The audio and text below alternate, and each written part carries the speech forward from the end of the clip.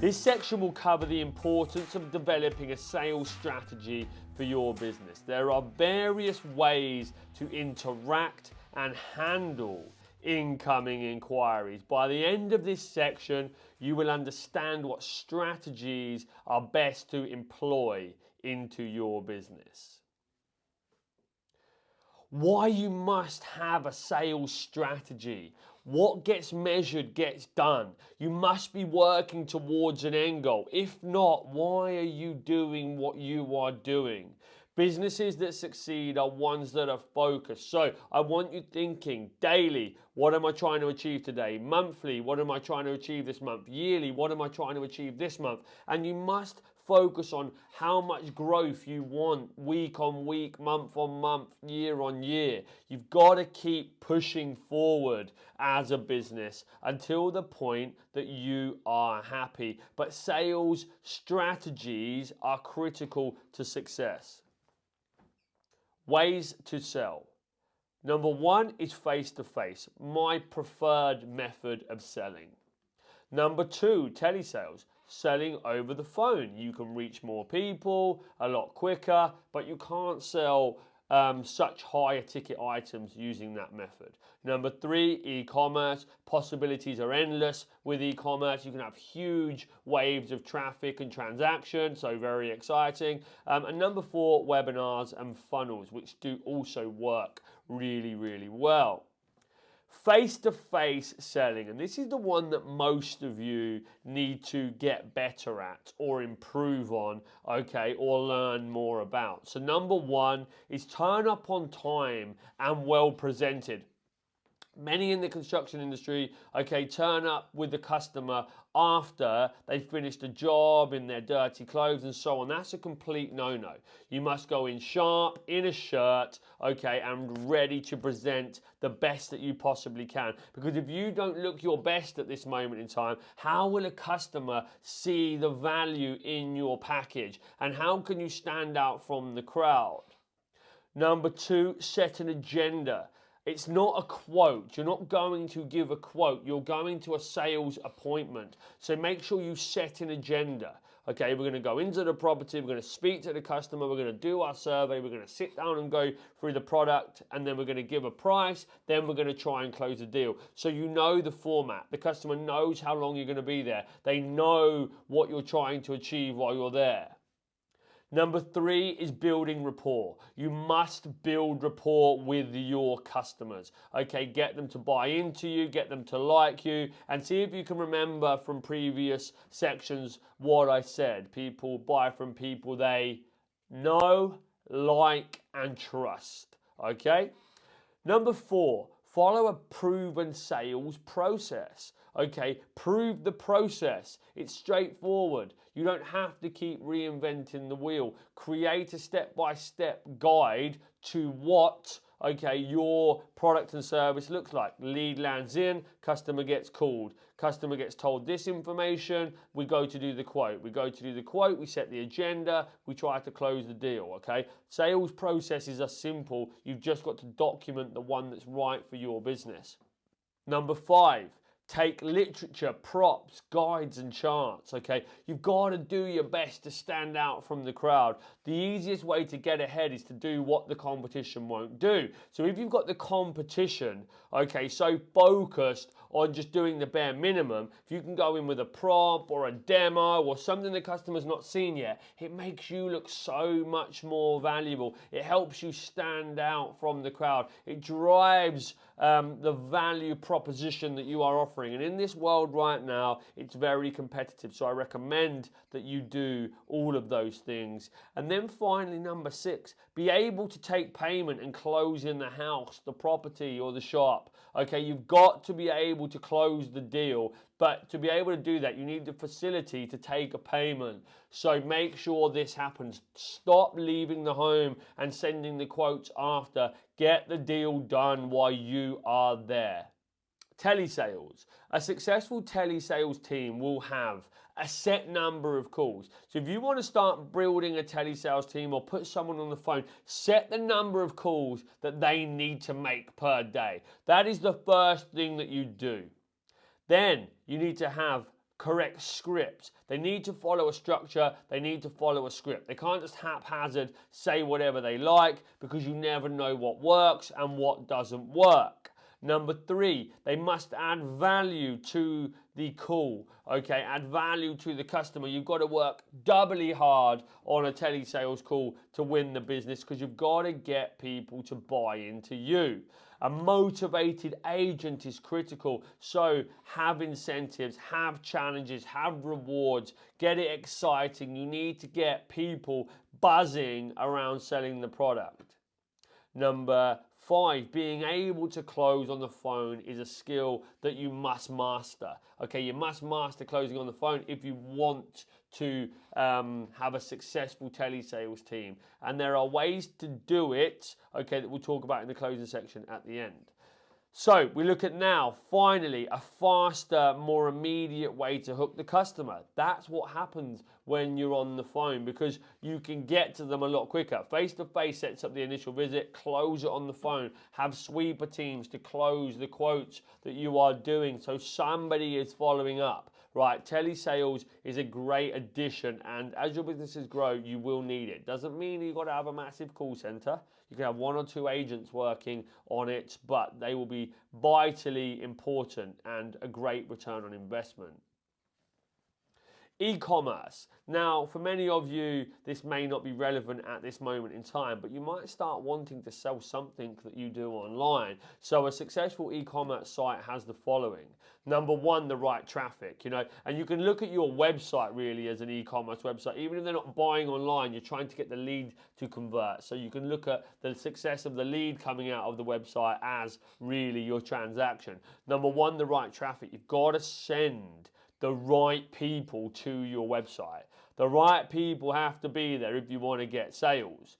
Number 2, provide guidance on the website, okay? So people are guided on a journey to an end goal. Get them guided on a journey to an end goal. Number 3, information. They need information, okay? The right information. Don't have pages and pages of waffle. Give them key, clear, concise info. Look at your landing pages. Have you tried to cover every service you've ever done on your website? The most mistake that many construction businesses make. People want to see that your website, okay, or the page they land on is going to provide a solution to their problem. That's when a lead will convert, okay? So make sure information is clear. Have the offers up on your website. Updated offers regularly so people can see there's something special on this month or an incentive to buy this month for more, right? And then finally, number 5, exclusive content, okay? How is your website standing out from the crowd? How exclusive are you to the marketplace? Webinars and funnels work very well if you're trying to sell a product through paid ads, or you're trying to create awareness or sell a product through a webinar. The success to selling on webinars and funnels is having volume of an audience. You need volume first and foremost. You can't do it with a couple of people. It just won't be enough. Provide value, but not too much value that you give away all of your product secrets or your service secrets. And then finally, have an amazing closing offer that people can't turn down and ignore. You need to make it so good that they are guaranteed to buy. And that's exactly what we do. Okay, excellent stuff. Recap on sales strategies. You must have a sales strategy in place if you want to succeed. That starts by setting a target and working a plan to get there. Number 2, what gets measured gets done. Okay, what gets measured gets done. So you've got to be tracking what happens across the journey. And then finally, number 3 is looking at the ways to sell. Explore every option. Okay, hit it from all angles. Don't just think about you. Think about sales teams, telesales teams, online options, webinars, funnels, and more. This will give you the ultimate revenue options. We will teach you the fundamental skills of closing your prospective client. It is important to differentiate between presenting and selling. If you do not go for the close with the customer, you are preventing your own best results. Okay, you need to stop selling and start closing. Stop presenting and start closing. A salesman that can't close is merely a presenter. Stop selling and start closing. To become a master closer, you must first focus on the close and not just the selling. Too many focus on the selling and spend little time on the close. If you don't start switching your thinking and the time you spend on the close, you're not going to be able to close the deals that you need.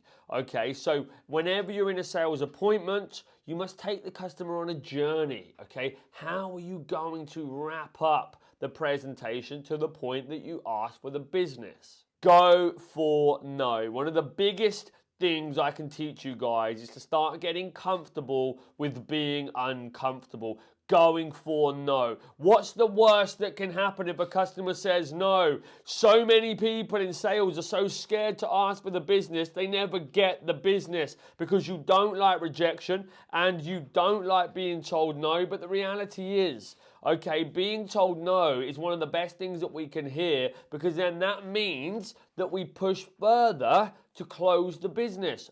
A no doesn't mean no, it means not yet in most cases, unless the customer has fundamentally said, I have already bought. Okay, then a no just means not yet. So you've got to be able to overcome the no. You've got to be able to objection handle the no. You've got to be able to close the no.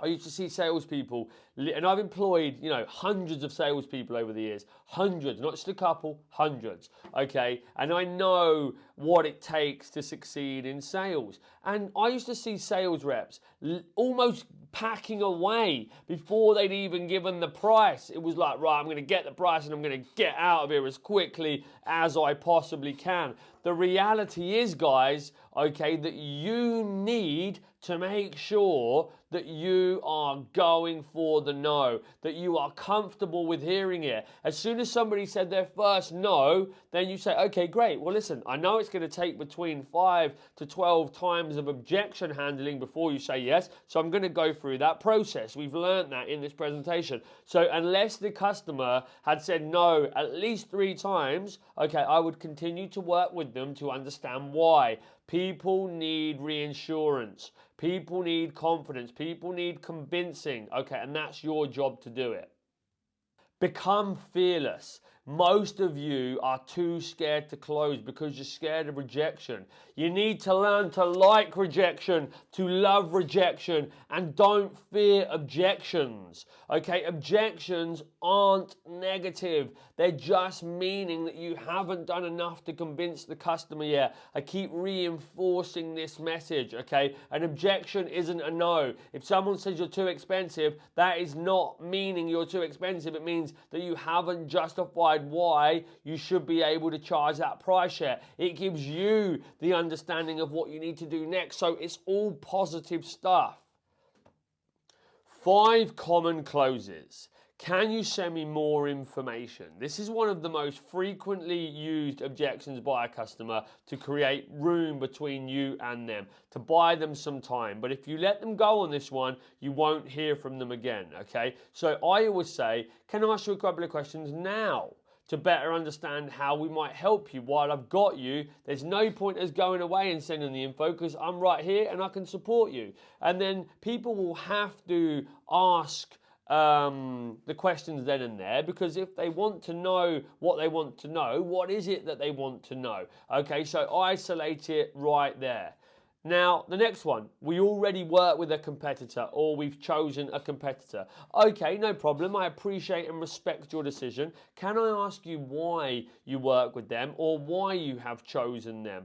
Because I believe that our service can give you even more value at the same price or a better price. And if you give us the opportunity, then you will see. Okay, and then that helps to really counter that objection. And they're not going to always say yes straight away. So then I would look at, okay, well, what is it we can do to get a trial? What is it we can do to get a chance with you? What is it we can do to reinstill confidence that we're going to do a better job?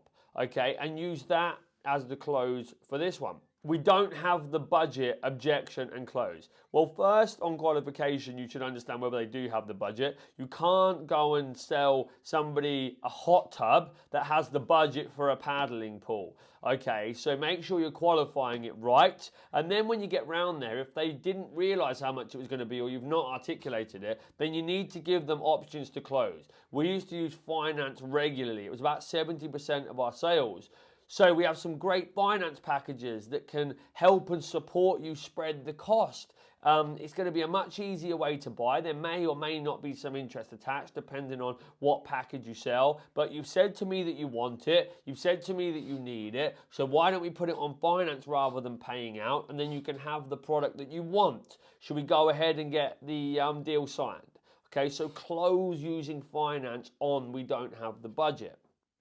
It's too expensive. If somebody says to you it's too expensive, usually you haven't sold enough value, especially if it was qualified right, especially if they understand the cost of the industry. Some people have an unrealistic expectation.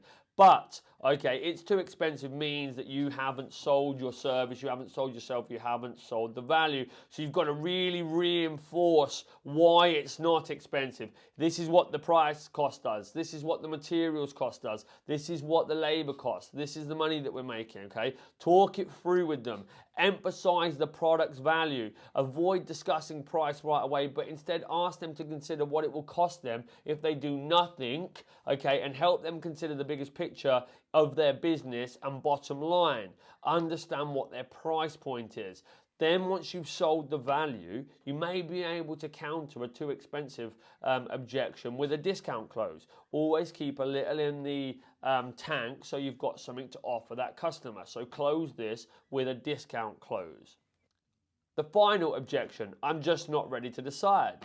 Create a sense of urgency. This can work extremely well, like offering a one-time discount on their entire order if they spend a specific amount. You can also include extra features that are usually reserved for higher price premium contracts or customers to create a bigger incentive to get the deal closed. The stronger the reason you give them to sign, the more likely they are to jump on it. Okay, so I'm not ready to decide. Well, what would it take for you to decide? Well, I need some time to think about it. Well, what about if I gave you this? Or what about if we did this? Or what about if we brought the job forward? Okay, there are always ways to convince people. People like deals. So create something that would allow you to close. Close them on an offer once again on this one, and you are guaranteed to get the results. Closing is an art form. These are the top 5 closes you can use in my experience in our industry, okay? But you've got to practice them. You've got to perfect them. I'd recommend watching this section at least 10 times so you are really, really sharp when it comes to the end. So let's recap on this one. Stop selling, start closing. Always focus on the close. Number 2, learn to love rejection and you'll never be upset if you get turned away. And finally, number 3, do not fear objection. It cannot physically harm you, okay? It cannot hurt you. Just so embrace it and close the deal.